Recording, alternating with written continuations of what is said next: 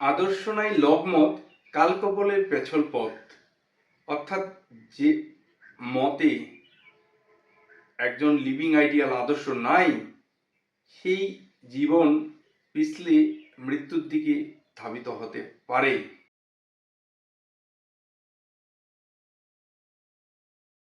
গুরুদেবের চিচনে অনন্ত কোটি প্রণাম। গুরুদেবের সকল সদস্যের প্রতি প্রণাম। দূরে এবং নিকটে যেসব ভক্ত শ্রোতাবৃন্দ শুনছেন তাদের জানাই প্রাণ ঢালা শুভেচ্ছা, ভালোবাসা, নমস্কার এবং জয় গুরু। আজকের আলোচ্য বিষয় যে অনেকেই বড় হচ্ছে কিন্তু তার পিছনে কোনো জীবন্ত আদর্শ নেই, এই বিষয়ের উপর আজকে আমার আলোচনা। শ্রী শ্রী ঠাকুর অনুকূলচন্দ্র বলছেন আলোচনা প্রসঙ্গে দশম খণ্ডে যে কার পেছনে কে আছে আমরা বাইরে থেকে জানবো কেমন করে। তো ঠাকুর বলছেন যে অন্যকে দাবিয়ে খাটো করে যারা বড় হয় তারা ক্ষণিকের জন্য হলে বড় হলেও কিন্তু ফলশ্রুতিতে তারা পরবর্তীতে অত্যন্ত দুর্গতিতে পতিত হতে পারে। কারণ নিজের স্বার্থের জন্য, আত্মপ্রতিষ্ঠার জন্য যারা অন্যকে দাবাতে চেষ্টা করে তারা অহংকারে বশবর্তী হয়। অহংকারে বশীভূত হয়ে তারা এই ধরনের ভুল কাজ করতেই থাকে। তারা তাদের ব্রেইনে এই অহংটা সঞ্চিত করে ফেলে। এমন কারণে তারা অন্যকে, সৎলোককে হিংসা করে, সৎলোককে সহ্য করতে পারে না, সৎলোকের বৈশিষ্ট্য তারা তখন মানতেও নারাজ। ইহার কারণে এই সৎলোককে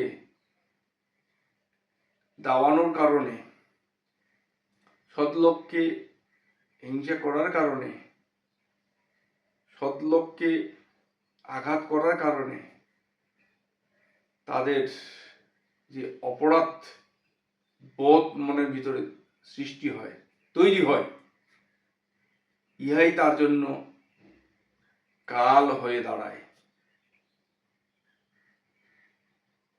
সে কারণেই শ্রী শ্রী ঠাকুর অনুকূলচন্দ্র বলছেন যে আদর্শ নাই লোকমত, কালকবলের পেছল পথ।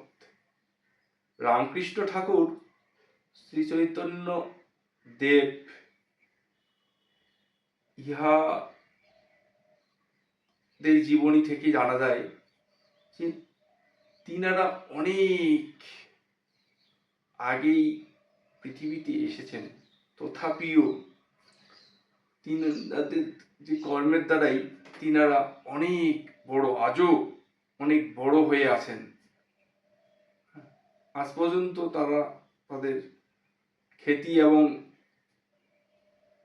তিনাদের আদর্শের দ্বারা জগৎ বিখ্যাত হয়ে আছেন। কিন্তু দেখেন যে গিরিশ ঘোষ আর দ্বিতীয় হলো না, মানে ওইরকম খ্যাতি গিরিশ ঘোষের শোনা গেল না। কারণ গিরিশ ঘোষের মধ্যে তেমন যে একটা ভালো আদর্শ খুঁজে না পাওয়ার দরুন তার জীবন আস্তে আস্তে হারিয়ে গেল।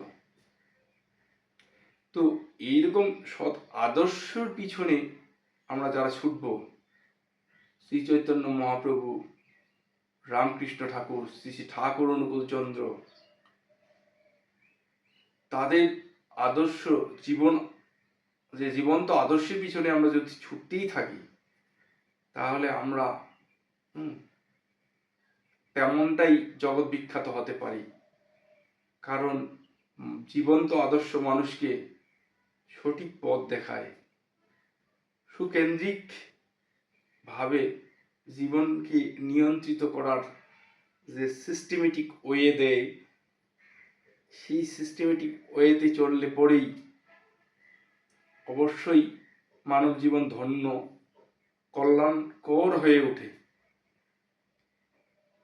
ইহাই যেন আমাদের প্রত্যেকের জীবনের একমাত্র লক্ষ্য হয়ে ওঠে।